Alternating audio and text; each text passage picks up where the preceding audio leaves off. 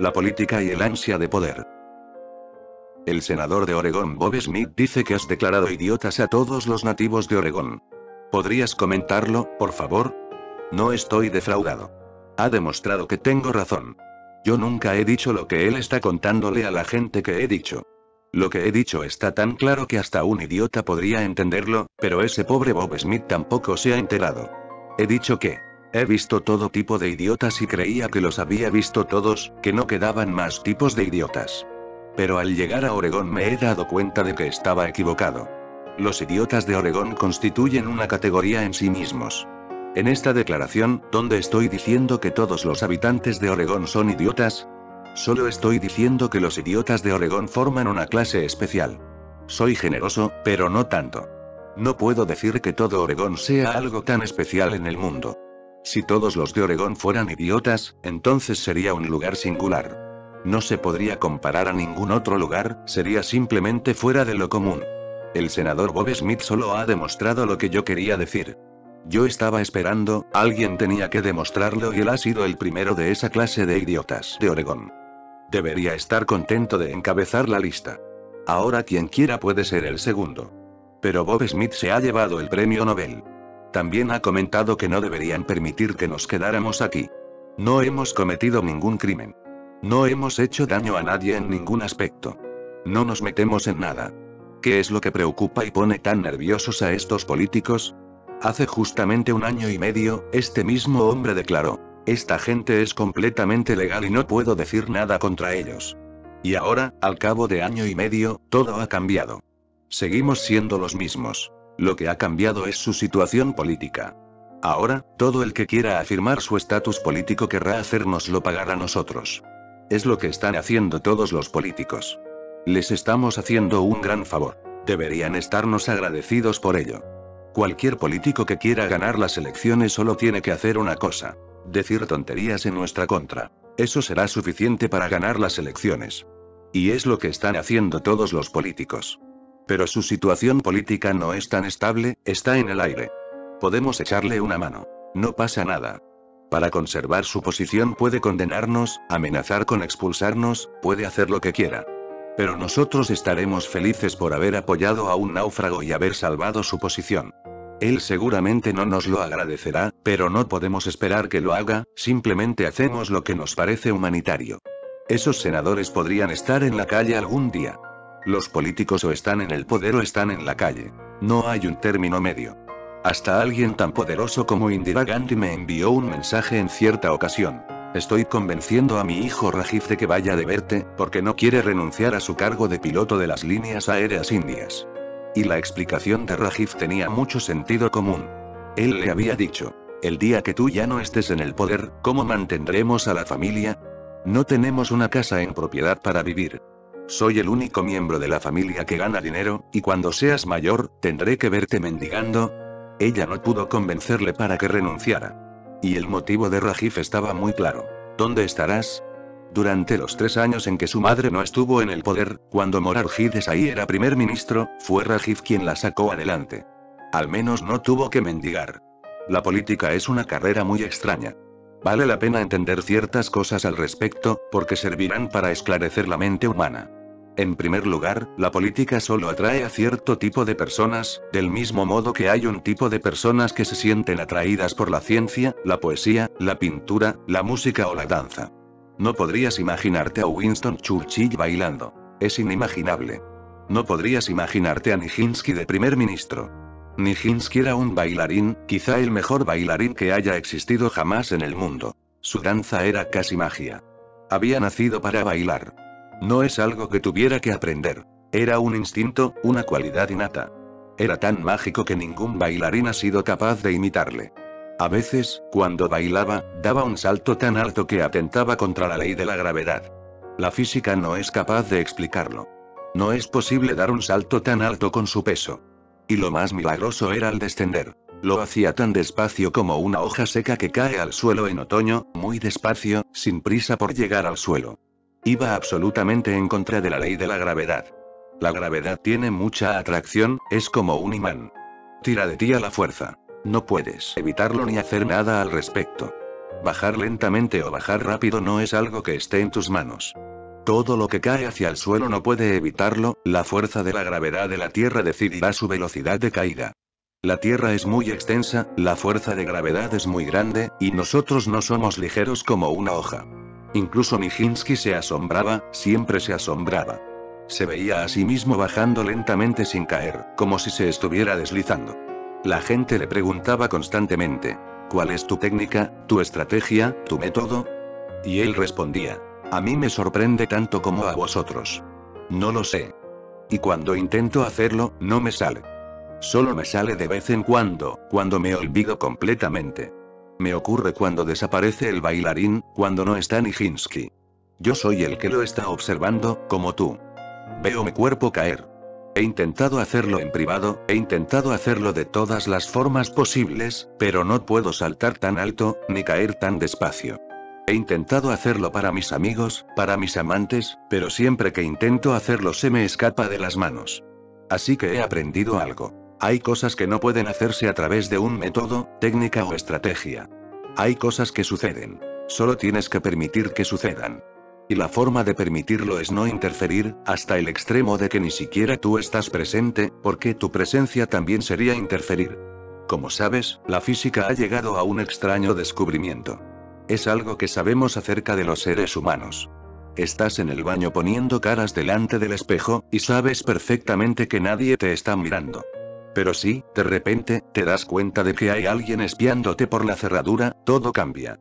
Dejas de poner caras y empiezas a colocar las cosas o a hacer algo que tenga sentido, que sea racional. Te han descubierto con las manos en la masa. Y empiezas a fingir que haces cosas, mientras que un minuto antes no estabas haciendo nada. La física moderna ha descubierto que, en primer lugar, es muy difícil observar el comportamiento de los electrones. Pero ahora disponemos de instrumentos con los que se puede observar cómo funcionan.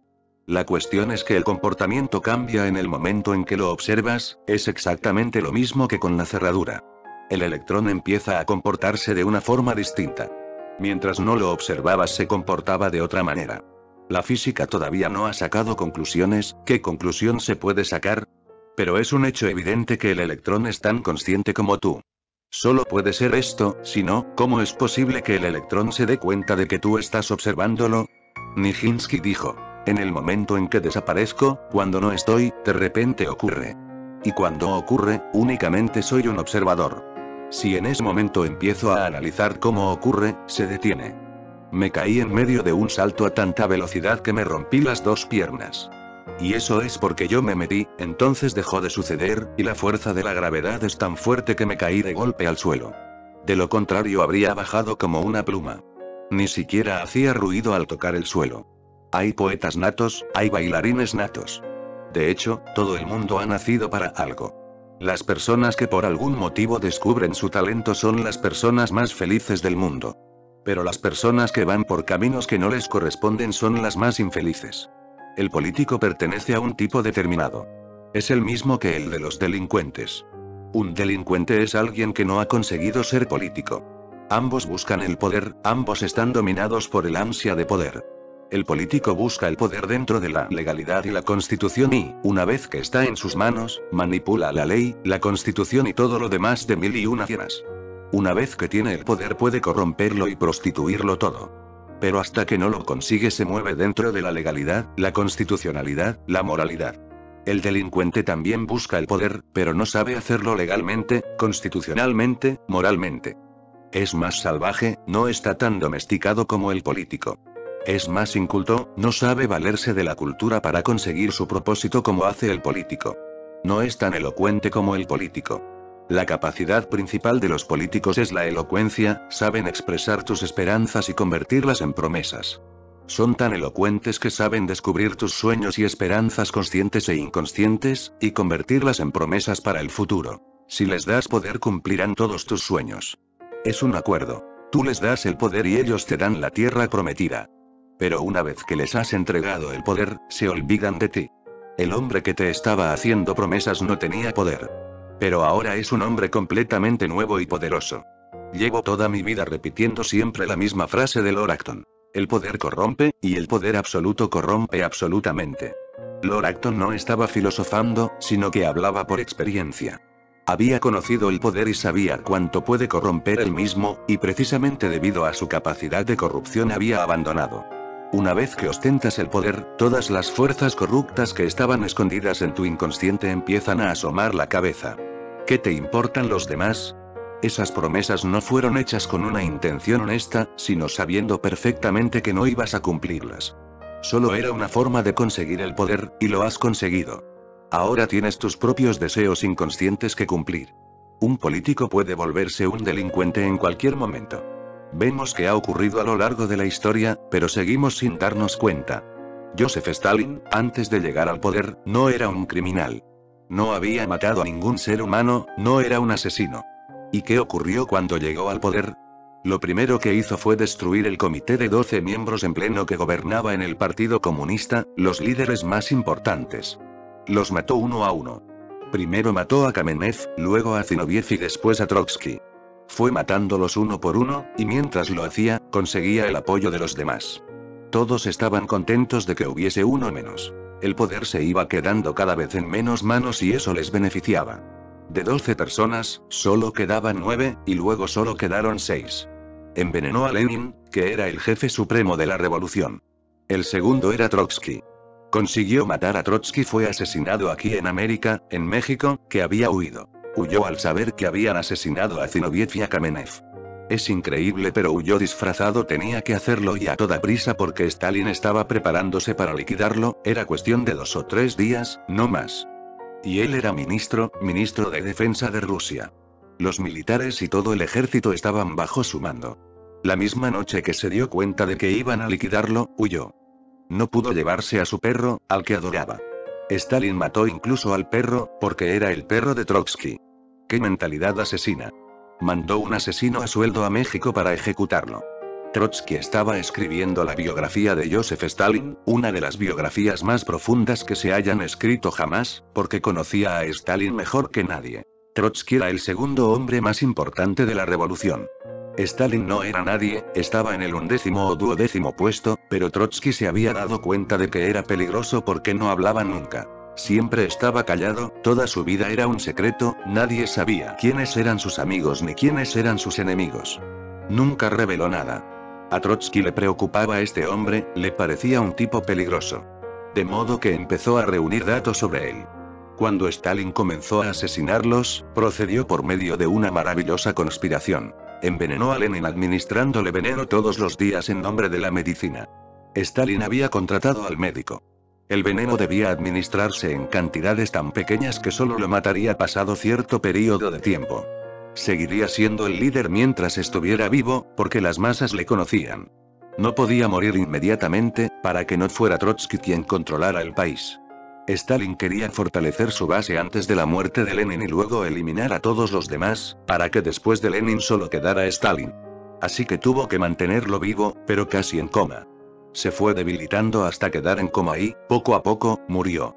Estaba recluido en su cama. Se fue quedando ciego y firmaba todo lo que Stalin le llevaba, porque ya no podía ver.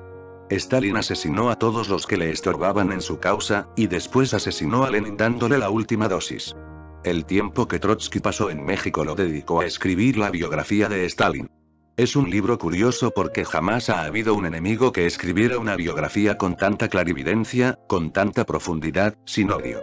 Simplemente relatando los hechos, sin ficción. Lo mataron cuando estaba escribiendo la última página, que no llegó a finalizar. Es una biografía larga, de casi 200 páginas. Cuando estaba escribiendo la última página le asesinaron por la espalda con un martillo. Le golpearon muchas veces en la cabeza, esta cayó sobre el libro y salpicó de sangre la última página. En cierto modo, hizo que este libro fuese una biografía real, por todo lo que contaba sobre la muerte de muchas personas. Le asesinaron en la última página, murió sobre el libro y la primera edición se imprimió con las manchas de sangre.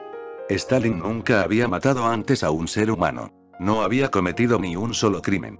De hecho, le habían educado en un monasterio católico, era católico y había crecido entre monjes. Vivía en ese monasterio porque para llegar a su pueblo había que adentrarse en el Cáucaso, y el único sitio donde podía recibir educación era en ese monasterio, de modo que su padre, que era pobre, lo dejó allí.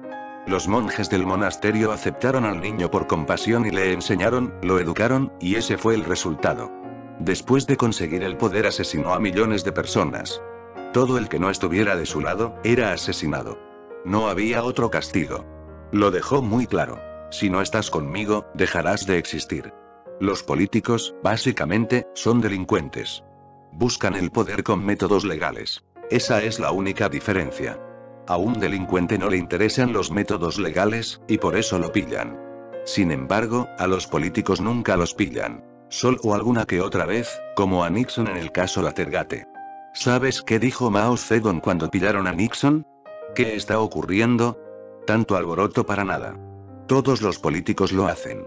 En realidad, es verdad, todos los políticos lo hacen. Nixon no fue una excepción con el caso Watergate. Sucede en todo el mundo, todos los políticos que están en el poder hacen el mismo tipo de cosas. Pero no los pillan. Nixon tuvo mala suerte y lo pillaron. En realidad, Nixon me merece cierto respeto. Si en su lugar hubiera estado Stalin, o Mao Zedong, o Adolf Hitler, o Mussolini, habrían hecho algo inimaginable. Aunque también a Nixon debió de pasársele esa idea por la cabeza. Es un método muy sencillo. Cuando las cosas se ponen feas, lo mejor es llevar al mundo a una guerra. El Watergate habría quedado relegado. ¿A quién le importaría el Watergate? Lo único que habría tenido que hacer era desviar la atención de la gente. Es lo que cualquiera de esos líderes habría hecho, declarar inmediatamente una guerra mundial. Nixon habría seguido siendo presidente y se habría convertido en el mejor presidente de Estados Unidos. Si hubiese declarado la guerra y hubiese salido vencedor, habría demostrado ser el hombre más importante de toda la historia. Siento cierto respeto por ese hombre. Evitó esa idea criminal que sin duda se le debió de pasar por la mente. Lo puedo asegurar. Es muy fácil. Yo no sé mucho de política, a pesar de haber sido estudiante de ciencias políticas, no sé mucho de la política activa. Pero por ser estudiante de políticas sé con absoluta seguridad que tuvo que pasarle esa idea por la cabeza. Sumir al mundo en tal caos que el Watergate solo fuese una insignificancia comparado con el caos que provocaría una guerra mundial. Y todo el mundo lo olvidaría. Pero, aparentemente, era mucho más ético de lo que la gente creía. Por eso digo que me merece cierto respeto. Prefirió ser el primer presidente de Estados Unidos en salir de la Casa Blanca bajo esta acusación. Aceptó la acusación, ser conocido mundialmente por ello, y no arrastró al mundo a una guerra. Demostró ser más hombre que político, demostró ser más humano de lo que habría sido ningún otro político. La mente criminal necesita el poder porque sin él no se puede hacer nada. Del mismo modo que el pintor necesita pintura y el poeta necesita tener un vocabulario extenso, dominar un lenguaje, conocer el sentido de las diferentes palabras y la variedad de sus matices, la corriente sutil que hay en el fondo de cada palabra, el político en el fondo también sabe perfectamente por qué busca el poder. Si no pretendes pintar pero acumulas tubos de pintura, es porque estás loco. Si no tienes intención de tocar música pero coleccionas todo tipo de instrumentos, es porque estás loco. ¿Y por qué el poder? Precisamente el otro día os conté que Jawaharlal me invitó a verle, y fui. Me estuvo escuchando. Yo era muy joven y él era un gran estadista, pero me escuchó atenta y concienzudamente, como si yo entendiera mucho de política y supiera lo que había que hacer en el país. ¿Por qué no te dedicas a la política? Me preguntó. Si realmente quieres hacer todo lo que dices, deberías dedicarte a la política. Nadie lo hará por ti, solo tú puedes hacerlo. Yo comprendo tus ideas, pero ¿quién las pondría en funcionamiento? Anímate. No le respondí, porque no me interesa tener poder. Todo lo que te he expuesto ha sido porque quería expresarte mis sentimientos, ya que tú tienes la capacidad para poder hacer las cosas y el conocimiento. Simplemente te he abierto mi corazón. Pero eso es todo. Yo no voy a correr en busca del poder. Y no se lo estoy pidiendo a nadie más, solo te lo pido a ti. Si crees que tengo razón, demuéstralo haciendo algo. Tienes razón, me dijo, pero yo no puedo hacer esas cosas, porque la gente que me apoya y a la que represento no aprobaría ninguna de las ideas que me has dado. Si llegan a saber que quiero ponerlas en marcha, simplemente me echarán. La política es una pirámide. Cada vez se va estrechando más y en la cima solo hay una persona. Tú puedes ver al que está en la cima, pero debajo de él hay 3 personas. Y esas 3 personas tienen debajo a otras 9 personas. Y debajo de esas 9 hay 90, y todos dependen de los que están por debajo de ellos. Están de pie sobre sus hombros. Y pueden hacerlos caer a todos en cualquier momento. En la política, cuando tienes el poder que has recibido con el apoyo de toda esa gente, tienes que cumplir sus deseos. Uno te ha apoyado para que le des una licencia, otro te ha apoyado para abrir una empresa, y otro te ha apoyado por otros motivos. Ahora tienes que satisfacer sus deseos. De lo contrario, pueden irse mientras estás subido a sus hombros. En cierto sentido, el que está en la cúspide es muy débil. Por encima de él no hay nada donde agarrarse. Por debajo hay gente que no perderá la ocasión de echarle, porque si lo hacen, uno de los tres que tiene debajo subirá a la cima. De manera que tiene que realizar todo tipo de actos criminales. Lo sé, porque así es como llegó al poder Indira. Ella vivía con su padre. Había nacido para ser política. Pero su marido no. Se enamoraron mientras estaban estudiando en Inglaterra. Su marido ni siquiera era hindú, no era brahman. Indira era brahman, de la casta más alta, ella era brahman de Cachemira.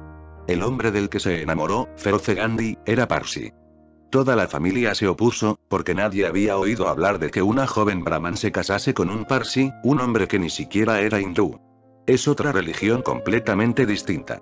Pero ella era la única hija de Jawaharlal, y tras la muerte de la mujer de este que murió muy joven, Indira era la persona más próxima. Él la apoyó y le dijo: no te preocupes por tu abuelo y tu abuela. Yo me encargaré de ellos.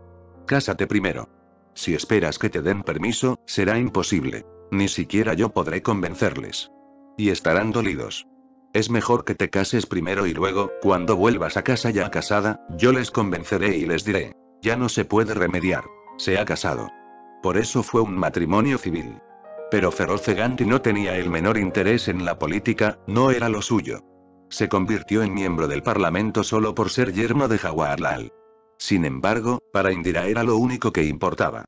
Empezaron a discutir y a reñir enseguida, y pronto Indira se fue a vivir a casa de Jawaharlal, la casa del primer ministro, y abandonó a Feroze Gandhi. Vivían separados pero no se habían divorciado, y durante muchos años no se vieron. Durante ese tiempo ella observó a todos los políticos y se informó sobre cada uno de ellos. Sus debilidades, sus delitos contra la sociedad, cómo explotaban a los demás, sus corrupciones, aunque por fuera esas personas siguieran llevando la máscara de Gandhi. Ella estaba confeccionando un fichero que me enseñó de todos los líderes. En eso consistía su poder. A la muerte de Jawaharlal todos esos políticos temían a Indira, porque tenía todos sus datos. Podía dejarlos a todos en evidencia ante el público, ante un juez. Ella tenía todas las pruebas, todas las cartas. Y la temían porque ella era la única que podía salvarlos. De lo contrario quedarían en evidencia. Ese fichero era lo que le daba poder. Yo lo he examinado, y todas esas personas han estado explotando este pobre país. Tenían cuentas en países extranjeros, como Suiza o Estados Unidos. Todos ellos tenían conexiones fuera de la India, de las que recibían sobornos, dinero y cualquier cosa por revelar secretos. Estaban conectados con un país u otro. Eran agentes. Mostraban una apariencia delante de las masas, delante de la población pobre. Pero en realidad era algo completamente distinto. Ellos también tenían miedo porque Indira era absolutamente incorruptible. Esto lo había aprendido de Jawaharlal. Él era incorruptible porque más que un político era un poeta. Habría querido ser pintor o escultor. El arte se aproximaba más a su naturaleza. La política solo fue un accidente, prácticamente le obligaron. A veces ocurren estas cosas. A él le interesaba la independencia de la India y luchó contra el gobierno británico sin saber que se convertiría en primer ministro cuando el país fuese libre. Nunca lo había pensado. Solo era un soldado del movimiento por la libertad, como muchos otros. Podían haberle disparado, podían haberle matado, podían haberle sentenciado a muerte. Le podía haber ocurrido cualquier cosa. No le interesaba el poder. Cuando finalizó la lucha por la libertad, se planteó la cuestión de quién asumiría el poder. Ese momento no se trataba de obtener poder, sino de expulsar a los invasores. Empezó a sentir interés porque era un hombre muy sensible y amaba la idea de la libertad. No tenía nada que ver con la política. Amaba la idea de la libertad, era un poeta. Pero cuando llegó la libertad, hubo grandes luchas para elegir al primer ministro. Había personas como Sardar Vallabhbhai Patel, que era un político de verdad, un político duro capaz de cometer cualquier delito. Y efectivamente, cuando se convirtió en primer ministro, los cometió. Ni siquiera Jawaharlal pudo detenerlo. Y había más personas, porque en la lucha por la libertad había miles de personas con talento. Jawaharlal era el único que no estaba interesado en la política, no le interesaba el poder. Por eso lo eligió Gandhi, porque si elegía personas a las que realmente les interesaba el poder, de hecho su lucha por la libertad no era tal, sino, en realidad, un paso para alcanzar el poder. Fue una sorpresa para todos los políticos, porque Gandhi no escogió de primer ministro a ninguno de ellos, y Gandhi tenía una influencia hegemónica sobre la mentalidad india. Sardar Patel se quedó estupefacto porque estaba muy cerca de Gandhi y porque también era de Gujarat igual que Gandhi, y había servido a Gandhi toda su vida con absoluta confianza. Pero en el último momento Gandhi le dijo a Sardar: renuncia. No compitas con Jawaharlal. Te nombraré viceprimer ministro, pero deja que Jawaharlal sea el primer ministro. Patel quiso saber por qué. Pero el motivo de Gandhi era acertado. Es el único que no está interesado en el poder, dijo. Vosotros competiréis los unos con los otros. Y él es el único que está por encima de todos los demás. Jawaharlal accedió solo porque Gandhi le pidió que fuera primer ministro. Cuando Gandhi le pidió en 1942 que fuera el segundo soldado en la lucha por la libertad y dejara que el primero fuese Vinoba Bhave, también accedió. Ese momento Vinoba Bhave no era conocido en la India. Solo residía en el ashram de Gandhi. Le daba masajes a Gandhi, lo aseaba, le leía los textos sagrados y le explicaba el significado de esos textos ya que estaba versado en sánscrito. Sin embargo, para el país era un desconocido. Gandhi escogió a alguien anónimo para ocupar el primer puesto en la lucha por la libertad. Sería el primero en ir a la cárcel y el segundo fue Jawaharlal. Jawaharlal nunca le dijo que le pareciera una falta de respeto hacia él por el hecho de que nadie conociese a ese hombre, sobre todo porque a Jawaharlal no le caía bien Vinoba. Jawaharlal era un hombre casi occidental, había sido educado en Occidente, había crecido en Occidente y su estilo era occidental. No era indio en casi nada, excepto porque había nacido en la India. Era carnívoro, porque para él no tenía ningún sentido ser vegetariano ya que había vivido en Inglaterra y crecido allí. Tenían motivos de sobra para que Vinoba no le fuera simpático, pero Vinoba hacía un trabajo diferente y no tenían por qué coincidir. Yo he hablado con Vinoba y Jawaharlal, y ambos me han confirmado que no sentían ninguna simpatía el uno por el otro. Un ejemplo. La barba de Vinoba. A Jawaharlal no le gustaba. Él se afeitaba 2 veces al día y no le parecía correcto llevar la barba. Era muy intolerante, muy impaciente. La ropa que llevaba Vinoba no le parecía adecuada. Opinaba que en el siglo XX hay que conducirse como un hombre del siglo XX. La educación de Vinoba era la de un brahman ortodoxo. Había estudiado en Benares en una facultad de sánscrito y vivía como un antiguo intelectual sánscrito. No estaba versado en temas occidentales, en idiomas occidentales, de manera que no tenían nada en común. Y el hecho de que lo pusieran en primer lugar, probablemente a Jawaharlal le afectó, pero su devoción por Gandhi era incuestionable. Si Gandhi había decidido que Vinoba fuera el primero, tendría que ser así. Y si Gandhi hubiera elegido como primer ministro a Sardar Vallabhbhai Patel, Jawaharlal no lo habría cuestionado ni habría discutido. En realidad le sugirió a Gandhi: ¿qué sentido tiene hacerles sufrir tanto? Yo puedo retirarme y que elijan a quien quieran. A mí no me interesa, nunca lo había pensado. He luchado por la independencia y ahora que somos independientes, estoy contento. Ser primer ministro no le había corrompido. Era el segundo hombre de Gandhi, y tras su muerte era él quien tenía la mayor influencia sobre la mentalidad india. Pero Indira era una política nata. Dejó a su marido y se olvidó de él. La política era más importante que su marido. Cuando tuvo que elegir entre los dos, su romance se acabó. Feroce insistió: o estás conmigo o estás con tu padre, el primer ministro. No me importa, pero esto no puede seguir así. Te pasas todo el día allí, vuelves unos minutos para decir hola y de nuevo te escapas a casa del primer ministro. Le acompañas en todos sus viajes pero nunca quieres salir conmigo. Le dejó claro que tenía que tomar una decisión. Indira simplemente se fue. No se trata de elegir, dijo. Mi mundo es la política, y voy a meterme en la política. Había aprendido una cosa de su padre. Cuando eres incorruptible ningún político puede rebajarte. Deja que sean todos corruptos y sigue acaparando datos sobre ellos.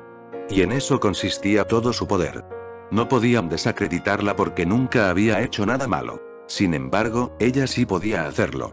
Los políticos son delincuentes legales constitucionalmente. Ahora, el senador Bob Smith quiere expulsarnos de aquí a mí y a mi gente. La manera de hablar de estas personas si son senadores es la de un fascista, un comunista, un nazi.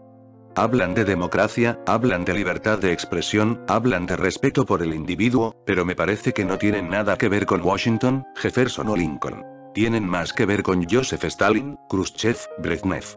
Esta gente debería ponerse en el sitio que les corresponde. Pero nos utilizan para ganar votos. Está intentando ganar votos a nuestra costa cuando le dice a la gente de Oregón que yo les he llamado idiotas. Y yo no he dicho nada parecido. Pero ahora puedo afirmar que he encontrado al primer idiota. Él mismo lo ha declarado. Y esperaré al segundo, porque en Oregón hay 2 senadores, así que el segundo debe de estar a la vuelta de la esquina. Ya está llegando tarde. El senador Bob Smith ha sido el primero en la carrera. Mi declaración es tan sencilla que incluso un niño puede entenderla. He dicho que el idiota de Oregón constituye una categoría en sí mismo. ¿Cómo se las arregla para entender que todos los de Oregón son idiotas? ¿Y yo? ¿Y tú? Todos somos de Oregón. Y seguiremos siéndolo. Esta gente puede hacer y decir lo que quiera. Cuando hizo su declaración había sannyasins en la audiencia. En la vista oral había 2 o 3 sannyasins que no participaron. ¿Para qué participar en cosas que no tienen ningún sentido? Era una audiencia tan absurda, no consigo imaginar cómo la gente sigue tolerando estas cosas. En nuestra propiedad hay pequeñas parcelas de terreno que pertenecen al gobierno federal. Es una cesión por 50 años, y cuando compramos la propiedad, esas parcelas estaban incluidas en ella. Se convocó la vista oral porque se suponía que nosotros no permitíamos que la gente entrara en los terrenos del gobierno, pero era una acusación absolutamente falsa. Incluso los funcionarios que se ocupaban del terreno gubernamental dijeron que nunca habíamos hecho nada ilegal, jamás habíamos impedido entrar a nadie. Y la gente no tenía ningún motivo para querer ir a esos montes y esos terrenos baldíos. De manera que ni participamos ni arguimos nada, simplemente porque los representantes del gobierno lo hicieron por nosotros diciendo que no habíamos hecho nada ilegal y todo estaba en orden, por lo que no había ningún litigio. Pero estaban allí presentes una pandilla de fanáticos que se habían enfrentado a nosotros desde el día que llegamos, y testificaron en nuestra contra. Ese senador contaba a los delegados cómo destruir nuestra comuna, nuestra ciudad. Delante de nuestros representantes que estaban ahí sentados les estaba dando instrucciones de cómo podían sortear la ley y hacernos la vida imposible para que nos fuésemos. Esto es la democracia. Estos son los demócratas. Estos son los que se ocupan de las necesidades de la gente. Esta es la democracia que ha sido descrita como por y para la gente, de la gente. Yo no sé quién será esa gente, pero, desde luego, no somos nosotros. Puesto que cada uno de nosotros nace solo y muere solo, y la soledad es el estado de nuestro ser, ¿cuál es la función de una comuna? La función de una comuna es exactamente eso. Tomar conciencia de tu absoluta soledad. La familia no te lo permite. La familia te hace creer en la falacia de que tienes una madre, un padre, un marido, un hermano, una hermana, que no estás solo. La sociedad te hace creer que perteneces a un club selecto, a determinada iglesia, a determinado templo, a cierta congregación, y que no estás solo. La sociedad te proporciona toda clase de grupos en los que puedes unirte. Eres republicano, demócrata, liberal, pero no estás solo, todos los republicanos están contigo. La función de la comuna es, básicamente, destruir todas esas mentiras. Nadie está contigo. Estás solo, y tienes que comprender el valor que tiene esa soledad y no permitir que se pierda. No significa no relacionarte. Significa no creer en las relaciones. Intenta ver la diferencia que hay entre estas dos cosas. Relacionarse es como un río que fluye. Puedes relacionarte, pero puedes hacerlo porque estás solo, porque eres un individuo. De tu parte hay alguien que puede relacionarse. Y solo podrás conseguirlo con alguien que comprenda su soledad. De lo contrario, resulta imposible. Si conoces tu soledad y te enamoras de una mujer que no la conoce, este amor no irá a ninguna parte. Se acabará antes de lo que te imaginas, porque esa mujer está buscando una relación. Una persona que se siente sola busca una relación para llenar un vacío y no sentirse sola. Para que formes parte de su ser. Pero una persona que está sola sabe que tú no puedes llenar el vacío de nadie y nadie puede llenar tu vacío. Podéis encontraros, pero seguiréis siendo dos soledades. Y es maravilloso que puedan encontrarse dos soledades, dos individuos, pero ese encuentro no se puede solidificar, concretar. No se puede reducir a una relación, seguirá siendo un relacionarse. Siempre será un flujo que cambia, un movimiento, porque la otra persona cambia y tú también. No eres estático, aunque eso sea lo que la gente espera. Cuando dos personas se casan, ambos lo hacen con una imagen determinada que cambiará mañana. La mujer con la que te has casado no será la misma mañana. Está viva, crece, cambia. Mañana será otro día. Pero pretender que se quede estancada es como querer detener el tiempo cuando estás firmando en el registro. Y aunque pares el reloj, no es el reloj el que lleva la cuenta. Los dos guardarán en sus cabezas esa imagen y querrán que sigas ajustándote a ella. Si difieres de esa imagen de alguna forma, estarás decepcionándolos, engañándolos. Nadie puede satisfacer esa imagen, es imposible, va en contra de la naturaleza. La función de la comuna es ofrecerte la oportunidad de estar juntos sin la necesidad de tener una relación. Te da la oportunidad de relacionarte con alguien sin tener que atarte. Te da la oportunidad de conocer a los demás, sentirlos, pero sin hacer pactos, sin ataduras, sin aprisionarte. Sigues siendo tú, y el otro sigue siendo el otro. Está bien que nos hayamos encontrado hoy, es una alegría estar juntos, pero si mañana no ocurre no hay que ponerse a llorar, es agua pasada. No tiene sentido. Quizás se suponía que este encuentro tenía que durar lo que ha durado. Sigues siendo un desconocido, el otro es un desconocido, y no tenéis que limitaros el uno al otro con una relación. Ser un desconocido es absoluto, indestructible. Por eso una comuna no es otra sociedad. No te proporciona una sociedad, un club, una congregación, un partido. No. Simplemente te proporciona un espacio y saber que todo el mundo está solo, como tú. Pero no trates de rellenar ese espacio porque, si lo intentas, estarás tratando de hacer algo que va contra la naturaleza y eso te hará sufrir. Por eso no pienses en términos de sentirte solitario, piensa en términos de soledad. Estar solo es maravilloso. Sin que nadie te invada, sin que nadie te atropelle, pudiendo ser tú mismo y permitiendo que los demás sean ellos mismos. Aunque sí, de vez en cuando tienes un encuentro. La India ha dado grandes figuras durante este siglo. Una de ellas ha sido Rabindranath Tagore. Hay una de sus novelas que me encanta, se titula El último poema. Son dos protagonistas. Uno es un hombre joven, un poeta, un filósofo, que en realidad dice lo que le gustaría decir a Rabindranath, representa a Rabindranath, y una mujer que está buscando pareja. Siempre le está atosigando con el matrimonio. En la India, que una mujer y un hombre salgan juntos a pasear provoca un escándalo. Todo el pueblo se alborota y empiezan a inventarse historias de la nada. Y por supuesto, la mujer es la más perjudicada porque la gente empieza a señalarla. Así que ella estaba desesperada. ¿Por qué sigues dándome largas?, le decía ella. Tú me quieres y quieres estar conmigo. Si no me amas, no te quiero obligar. Te quiero y por eso no quiero casarme contigo, contestaba él. Esto es muy duro para una mujer. Si hubiera vivido en mi comuna lo habría entendido. ¿Pero qué significa no puedo casarme contigo porque te quiero? Ella seguía insistiendo y al final él dijo, me casaré pero solo con una condición. Estaban sentados a la orilla del lago. Yo tendré mi casa en esta orilla del lago y tú la tuya en la otra orilla. De vez en cuando, mientras estemos paseando podemos encontrarnos. De vez en cuando, es posible que llame a tu casa o tú a la mía. De vez en cuando, yo estaré en mi barca y tú en la tuya y podremos encontrarnos en mitad del lago. Pero siempre tendrá que ser sin acuerdo previo. Sin haber quedado. Nunca te diré cuándo pasaré, y tú tampoco me informarás de que vas a venir. Solo me casaré contigo con esta condición. Es posible que no nos veamos durante varios días. Tú nunca me preguntarás, ¿dónde has estado? Y yo tampoco te lo preguntaré. No interferiremos en la libertad del otro. Seguiremos siendo dos desconocidos, como ahora. Entonces, ¿qué sentido tiene casarnos?, preguntó la mujer. Naturalmente, ella no entendía el sentido del matrimonio. El sentido del matrimonio es estar en la mente del otro las 24 horas del día. El sentido del matrimonio es destruir al otro en nombre del amor, quejarse, acosar, pelear. El hombre está proponiéndole precisamente algo que está bien. Será una gran alegría encontrarnos de repente en el lago sin esperarlo. Inesperadamente nos encontraremos en el bosque a la orilla del lago. Pensar en ese momento inesperado es relacionarse, pero no hay una relación. No puede mandarle un mensaje diciendo, tienes que venir esta noche porque eres mi mujer, si no te denunciaré.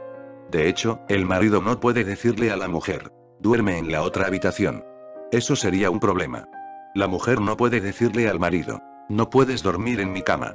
Eso sería un problema, porque nos hemos olvidado completamente de una cosa, de nuestra soledad. Y estamos tratando de olvidarla todo lo posible. Pero deberíamos dejar de hacerlo. La soledad es un fenómeno natural. Y no tiene nada de malo. Cuando lo sabes, es la mayor bendición que puede haber. La función de la comuna es proporcionarte el espacio, la comprensión, el sentimiento de soledad y la experiencia de relacionarte sin tener que entrar en una relación.